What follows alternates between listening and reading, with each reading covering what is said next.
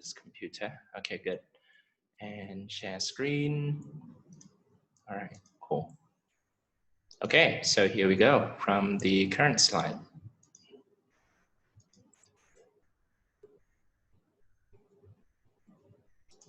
Okay, so today's talk is going to be the MBTI test and Jungian cognitive functions as an example of a good and bad academic talk given by me, Sukrit, one of the instructor. So this class, as I said, is to give you the flavor of how academic presentation is supposed to look like. And for those of you who are first timers, this is going to give you an overview of how you could actually present your work and your literature review, which is what we're going to be doing throughout this class. So the outline of this talk is going to go over about the introduction of what is the MBTI, history of the MBTI, different letters in MBTI, and the conclusion. So, introduction, the Myers-Briggs Type Indicator, MBTI, is an introspective self-report questionnaire indicating differing psychological preferences in how people perceive the world and make decisions. The original version of the MBTI were constructed by two Americans, Catherine Cook Briggs and her daughter, Isabel Briggs Myers. The MBTI is based on conceptual theory proposed by Swiss psychiatrist Carl Jung, who has speculated that the people experience the world using four principal psychological functions: sensation, intuition, feeling, thinking, and that one of these four functions is dominant for one person for most of the time. The four categories are introversion, extroversion, sensing, intuition, thinking, feeling, judging, percepting.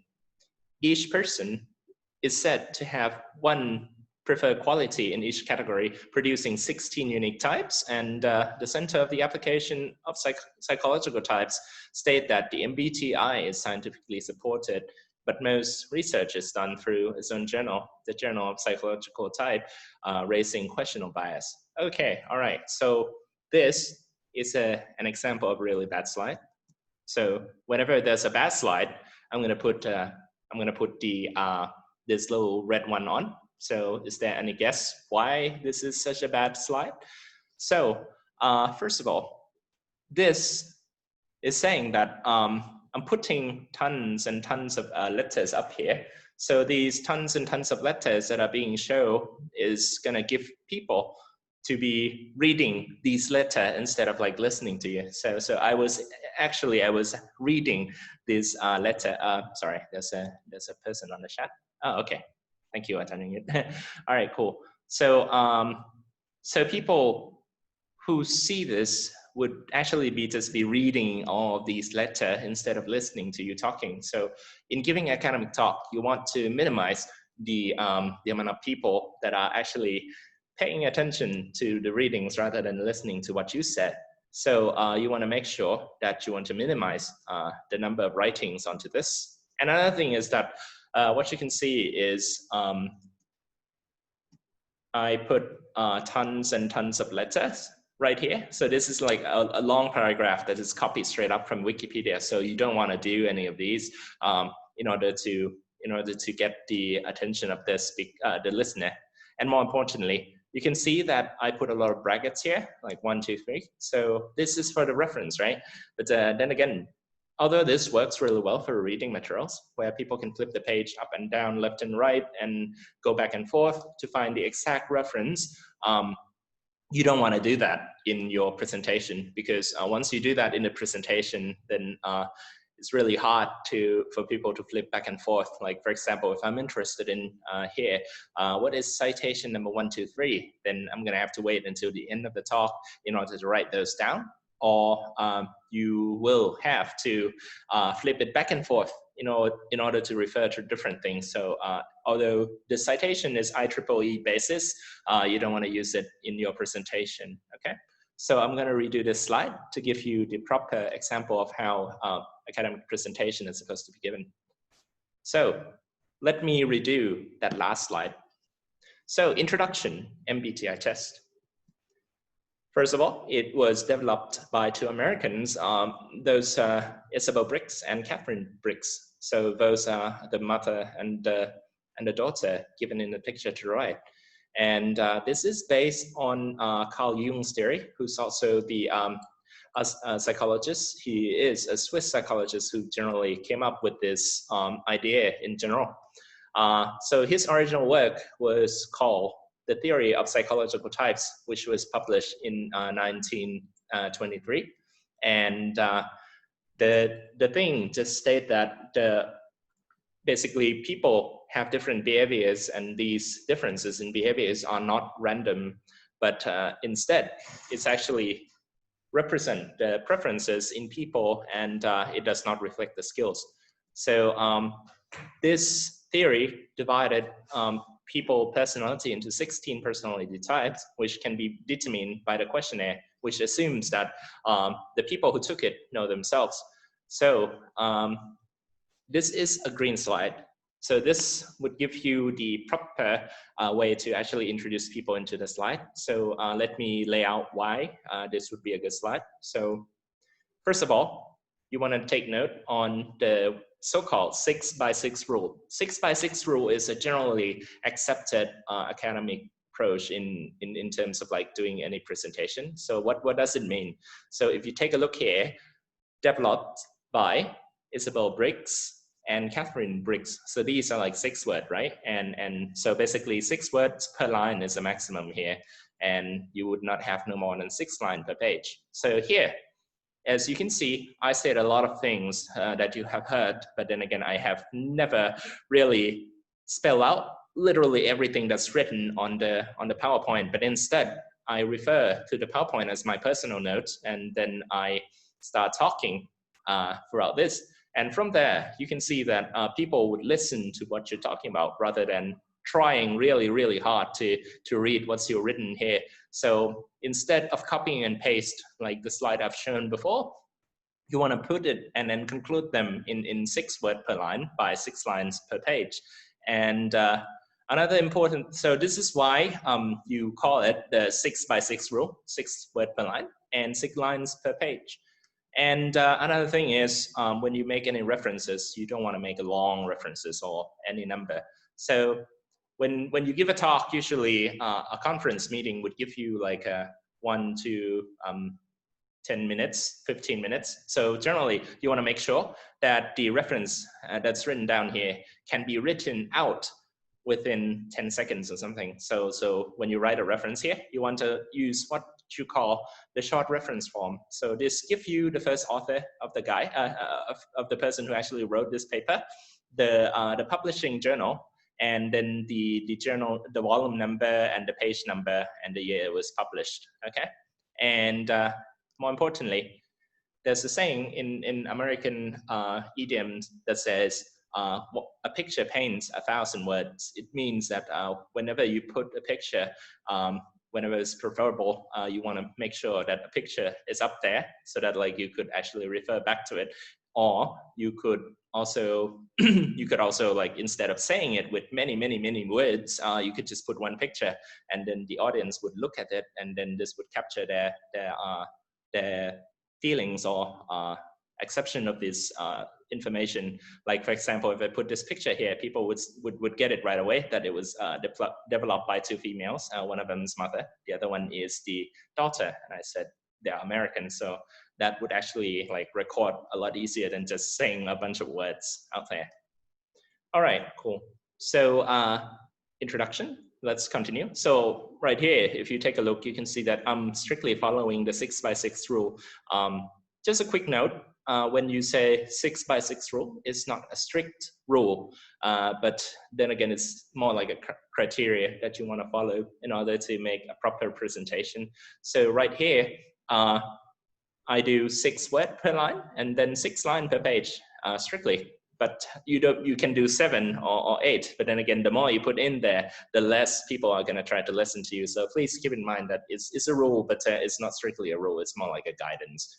Okay, so the assumption of the MBTI, actually, MBTI questionnaire accesses nothing about the skills, but it accesses the preferences, and the preferences are not absolute.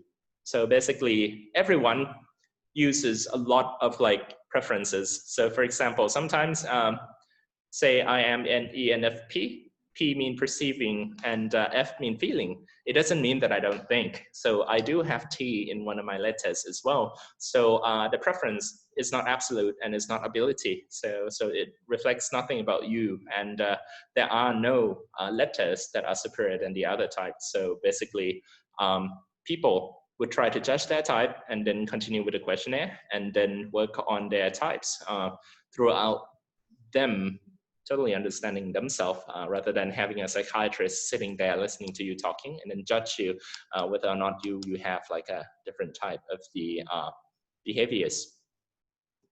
So whenever you complete an MBTI test, as you have done it, presumably, you would have 4 letters that are given in your results. So these are the 4 letters. E or I, extroversion, introversion, indicating whether or not you get energy from being around people. S and N, standing for sensing and intuition, indicating whether or not you become aware of specific facts and concrete details, or rather focus on hunches on the big picture.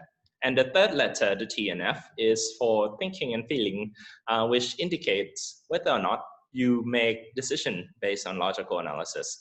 And the principle involved prefer in order to decide whether or not you want to value your own values or promoting the harmony of the people around you. And the last one is the J and P. It's for judging and perceiving. And this indicate whether or not you prefer your life to be planned or you like it to go on the fly. All right, cool. So if you take a look at this particular slide, you can see that this is a bad one. Okay, so throughout this talk, I'll be highlighting the bad slide with the red one and the good slide with the green one. So why is this a bad slide? Because again, I put tons and tons of letters up here. Even though I highlighted these little letters, it's really hard to tell like how are these letters related, even though it comes in the sequential order. And another thing is that for each different bullet point, I have tons and tons of words out there. So this is me violating what I just said. So by doing this, you're actually getting people attention to look through this. And what you could do is you would want to try to replace this with a diagram or maybe even pictures, or maybe try to reduce it somehow into a 6x6 rule. So let me redo this slide again. Okay, so if I were to present the exact same information, let's say I pull out this diagram and then put the numbers in here. So the MBTI would have 4 letters, right? So then again, I would say this is letter number 1, 2, 3, 4. All right, so you would get one of these, one of these, one of these, then one of these. All right, so the 4 Myers-Briggs preference pairs are gonna be given 1 based on the how people get or direct or receive the energy. So this tells you about where you get energy and how do you put it. So if you get an E, you're extroverted, and if you get an I, you're introverted. So extroverted means you go outside, and introverted means you go inside. So the E would want energy from people around them, and I would direct the energy around themselves. And second one, once you have the energy from the first one, you use it to take in the information. So the information, second letter will tell you how you process, how you take in the information, okay? So you would have sensing, S, or intuition, N. So sensing would actually be the way you look into stuff and you take the information strictly based on the factual details. And intuition means you focus on the bigger picture and then you don't care about minor details, okay? So now that you have the information, it would go to the third letter. The third letter tells you how and what you do with the information that you got. So third is about the way to decide and conclude the information. So you either think or feel. So think is T, feel is F. So it's whether or not you prioritize your feeling or your gut's feeling, or you want to use logical thinking that would compare the information that you have in order to come to some sort of conclusions.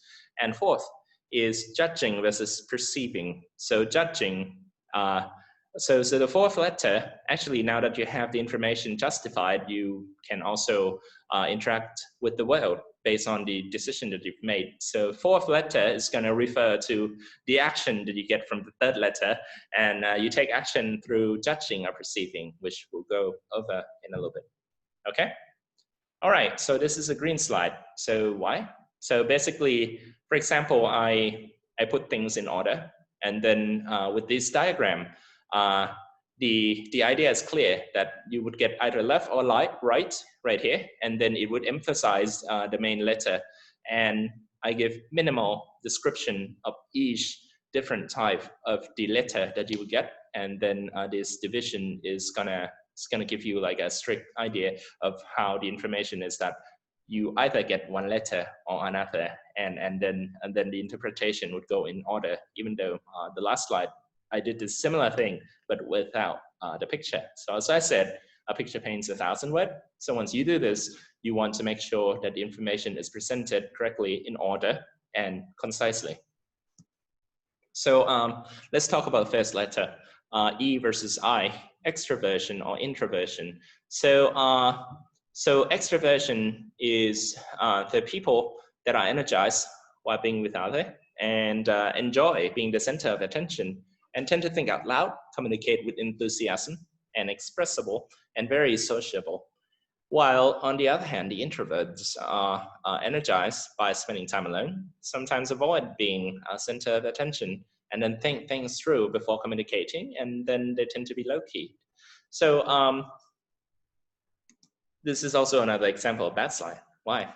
Because I put a lot of letters out there, right? Even though it's minimized, it's short, but then again, it's still a lot of letters. So it draws the attention of the eyes onto the other side. So again, I'm not saying that you can never use this, but you want to try to avoid it. If you can avoid it, avoid it. But if you think that there's no other way to use a table or like a, you know, a tabular form of information of any source, you don't want to use it. But unless it's super strictly necessary, then you can use this. But then again, I want to point out that this is not the ideal way of communicating. So let me redo this slide. Another way that you could do is by picking a picture. Like for example, extroverted is like a dog over there. Like when they're with friends, they become really, really energetic. But the cats are introvert, so they go outside and then they lose energy. And on the other hand, when they're working alone, the cats are more energetic, but the dogs are like dead. So this would tell you like the pros and cons. As you can see, extroversion and introversion, there's no benefit of having one over another. But then again, whenever you use this picture, it's a lot easier to just convey the same information. Remember, a picture paints 1,000 words, and you could. And also, a very important thing is that once you use a picture that you didn't draw, I didn't draw this myself, so you want to make sure that you cite the actual account.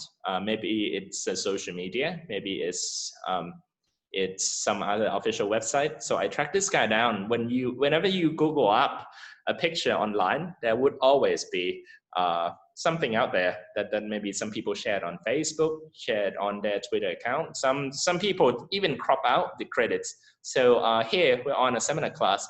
You never want to crop out credits. You want to keep the credit and you want to cite the source. And if possible, try to go to the official website rather than their social media account. Okay, another good example is that we could also use a picture, just one picture that sits still, because sometimes if the animation, for example, like this page, it goes over and over, as I talk, I bet a lot of you guys, instead of staring at me, looking at me in the eye, you're actually looking at these little health bar going up and down. So this can also be distracting for a long talk. So another thing you could do is put a still picture. Actually, in fact, whenever it's good, try to put a still picture, because the still picture is more professional and you could use it to convey the message instead of distracting the eye, because based on human evolution, the people's eyes are going to try to go for anything that moves, like just like cats say, if I move this cursor around all the time, then the problem would be your eyes would be tracking these little cursor instead of like following my information. Okay, so try to not use motions picture unless you're actually referring to a video or any kind of like insight that would need that would need some sort of graphical demonstration on the slide. So yes, please do use animations, but otherwise try to avoid it at all costs. And right here, extroversion versus introversion, you would have E, active, hearty, variety, outer world, expressive speakers, I think, social. E, a guy is like pulling everything outward, and another guy, introvert, they're with themselves, so they're reflective, quiet, focused, inner world, measured, think and speak, solitude. All right, so as you can see, one picture paints 1,000 words, and also I put the words out here, even though it exceeds the 6x6 rule. You can make exception for it because there are not so many words out there to distract people. And again, whenever you use it, be sure to cite the source and never erase the logo. Never, never, never erase the logo. And be sure to cite the owner, okay?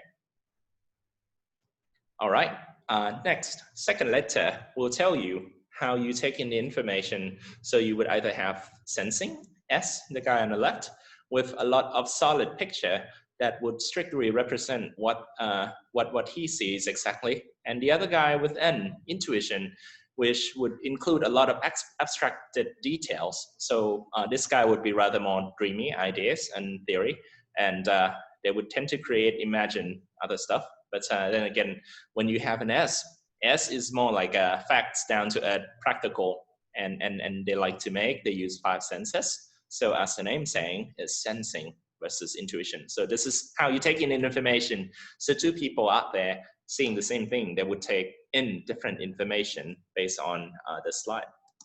And third, once you have the information, you want to make some sort of conclusion to make it anything useful. So the thinking would go logically. So T, for example, these two guys want to go out on a picnic, and the guy on the left said, hey, let's make a list of why do you want to go to picnic, like pros and cons, where do you want to go? And let's list the good thing about going here and the bad things about going here versus there.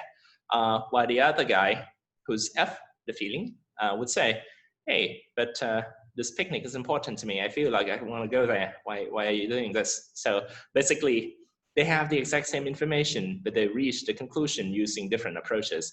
So thinking would go more on the logic, objective, and frankness, truth, justice, critique, and then task. But then again, this guy would actually value and think of things personally and tactful, very loving, mercy, praise, and really people-oriented. Lastly, once you have the information, you would actually start interacting with the world, like say taking any action. So now you're either judging or perceiving. So judging, like this guy would want to make sure that all the details are actually completely judged, mean it's strict and it's planned. So people with J would tend to be more on the closure side, decision, schedule, organize, plan, control, and it happens now. So perceiver would be the people who want to keep things open. So they're open, they're spontaneous, they're disorganized, and also they value experience and flexibility, and they don't want to do it now. So procrastinator tend to be P. All right, cool. So now this is the last 2 letters that are out there. All right, if you notice, as I speak, the pace goes up. I talk faster, but then again, there's no lack of information. Why? This is one very important stuff. I kept the consistency. What is the consistency? Consistency means you're doing something in the very same manner and you repeat it over and over. So for example, my slide never changed the style. So the styles are the same. So as you go through the slides, you can tell that, okay, the next slide is going to look like this, and it's going to be about the 4 letters that are on the same concept, but deals with different steps in the mechanism. So basically, whenever I do this, I want to keep things consistent so that the people develop expectation. Just like when you ride a bicycle, the first time you try to drive, You want to use your brain to think about things carefully, whether or not I touch the clutch, there's a car going on the left, and should I make a turn? Or right now, should I hit the brake slightly and then make a slight turn, and then now I increase my speed a little bit, etc., etc. So that is the first time you're riding a bike.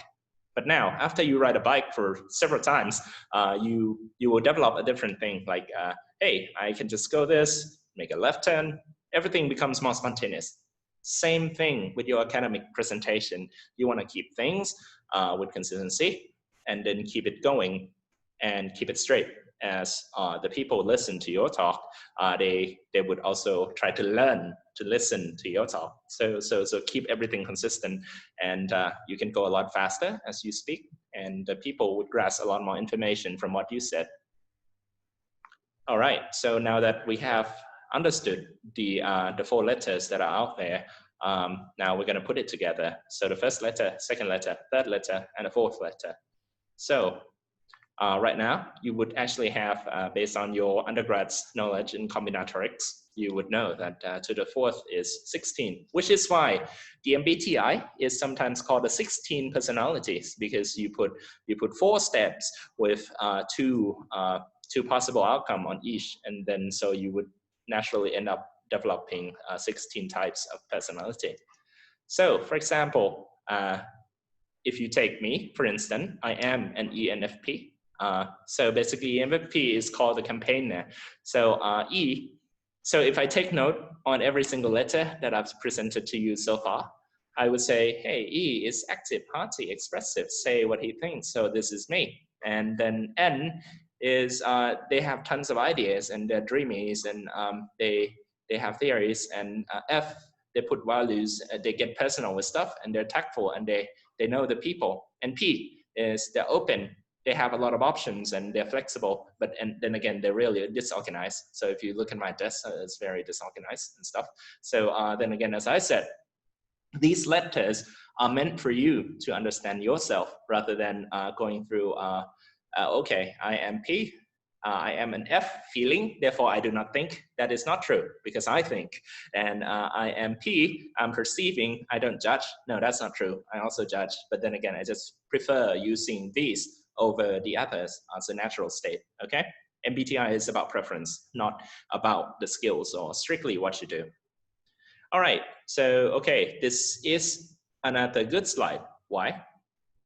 So first of all, this is an example of the FU. So right here, this looks like a yoyak from Thai language, but it's not actually a yoyak. It's actually a letter F and a letter U that are sitting on the same thing. So what is it for?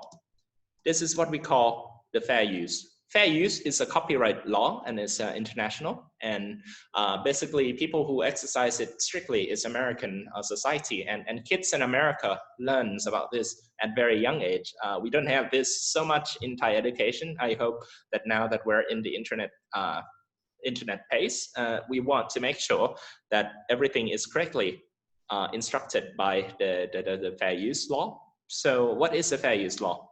So for example, as you see here, I put a picture straight up from 16personality.com, but then again, I use this for academic purpose. So right now I'm making a video, making a slide, I'm talking to you guys in order to get you to know more about MBTI. I did not use this to create my own brand of MBTI, let's say Sukrit16personality.com. So I'm not doing that. So, and also I modified the picture, putting my face in there. So this is the fair use, because I use the original picture, modify it so that it suits my own purpose. And also, I did not do this for money. So by doing this, you are exercising the fair use. Fair use means you're using this fairly, okay? And the rules are, you modified it, the value of the original art is not diminished, and also I'm not using it for business purpose. So fair use comprised of not diminishing the commercial value, and also the work is predominantly original product of the user. So basically I put some modification, and then this is on my own slide, and it's for academic use of a purpose, and also it's not commercial, and And also I criticize and basically spread the work that was originally done. So this is fine for as far as the fair use is concerned. But regardless, whenever you make a video or upload things on YouTube, this is very strictly emphasized. So if I do this and then I create my own website and 16personality.com found it, and they could sue me and remove my video from Facebook. So regardless, to make sure everything is correct, you could also say, okay, this picture is modified from 16personality.com and etc. So this is to give the original artist the credit they deserved. Regardless, this doesn't have to be done here, but you should also do it always whenever you have like the artwork from the outside modified or not. And there would also be a bunch of different letters combination in MBTI that you could actually potentially put them together.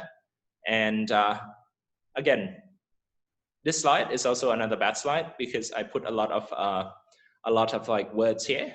So basically, right now I'm trying to go over the categories of the combination of the different letters that would have a bunch of combination of letter like N and T. Intuitive and thinking, it would compose a subcategory of the group people called analysts. But then again, once I do this, people would try to read all of these letters down here. So what you want to do is you want to make sure you get rid of it and then put a simple word on top of it. For example, INTJ, imaginative, strategic thinkers would plan for everything. INTP, innovative innovator, blah, blah, blah. So for example, imaginative, strategic thinker would plan for everything. The website actually has a class for it. It's called the architect and the logician and the commander and the debater. So basically, once you have NT together, these people are really good at analyzing stuff, and these category would be the combination of letters that some of you would have. And once you have the N and F together, then you would be intuitive and use your feeling a lot. So these are the people who are good at being a diplomat. They're good at connecting people, and those are advocate, medicator, mediator, and protagonist, and campaigner. And if you have the combination of S and J, so they're really speculating and really judging, so they're observant. So these are the group of people called the sentinels. So these people are really good at speculating things and making judgment calls. So there are either ISTJ, the logistician, the ISFJ, defender, ESTJ, the executive, and ESFJ, the consul. And last but not least, if you have S and P, they're speculating and really perceptive. So these people like to explore the world and really want to ensue everything in terms of like feelings and experience. So you would either have the word virtuoso, adventurer, entrepreneur, and the entertainer based on these personality types. So there are 4 subclasses, and each of the subclass would have 4 personality types that are dominant on this. And the original artwork actually give it different color because different letter combinations, some combinations would actually influence stronger on the personal account on each different letters combination. All right. So what are the odds? So if you take a look at this little table I presented here, based on this research, in the United States, you would have group of people. So you would have the minimum number, the least likely that you would find would be the ENTJ, and the people that you would most likely find is the ESFJ. So this is based on the United States information. Okay, this is a red slide. Why? Because I just dump you with tons and tons of information. So there are so many numbers. When I throw this down there, if you take a look here, people on the other side would try to look at this table. And then first of all, let's say I am an ENFP. I would find where is the ENFP? Oh, okay, cool. ENFP is 8.1%.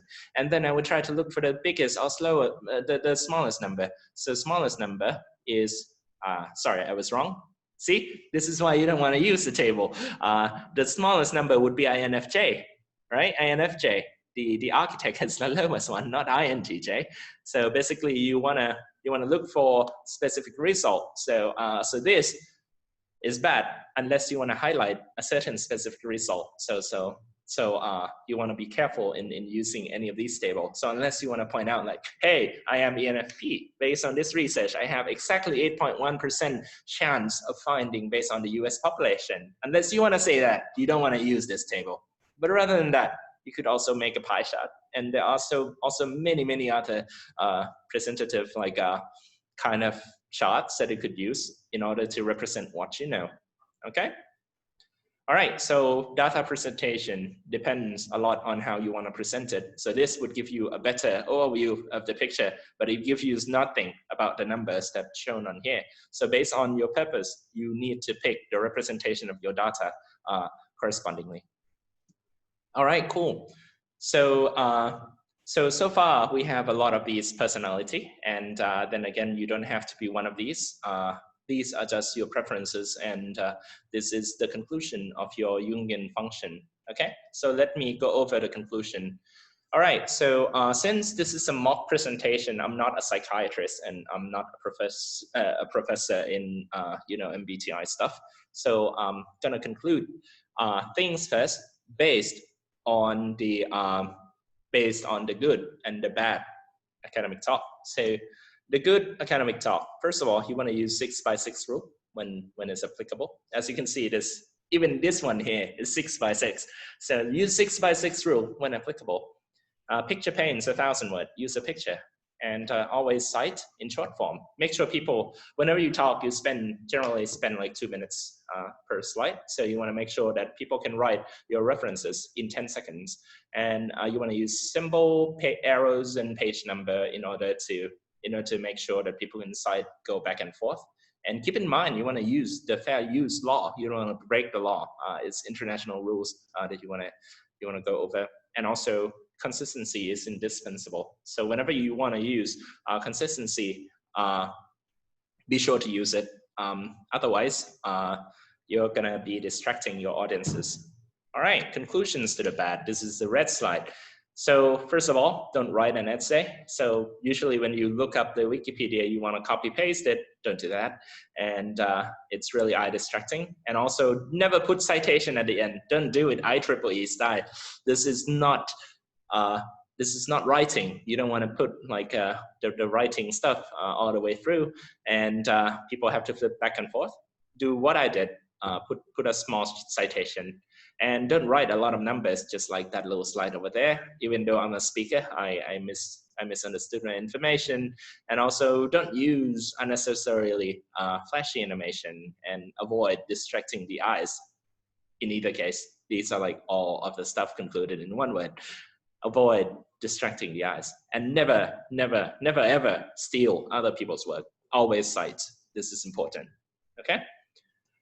All right. So thank you for your kind attention. So this is the end of my talk. If you have any question, feel free to ask me here. Based on our schedule, next week is the Mother's Day, so we'll be taking a hiatus, and then the next week is gonna be August 19th. So August 19th, there's going to be a special talk in the seminar, which will be joining in the main group. And the August 26th, we will have the another talk that is the first talk that's given by you guys. Okay, so we will organize what you guys are supposed to talk, and we will put together the schedule so that like you know when and what to talk. Before that, you will have to submit the abstract. So supposedly, we will decide who's gonna talk first, and we'll let you pick the topic. So right now, we will have roughly 3 weeks until the first talk. So the schedule will be sorted out by next week, and then we'll see you guys picking the topics and submitting abstract potentially by the 19th, okay? All right, so is there any question do you wanna ask? If there's nothing else, I will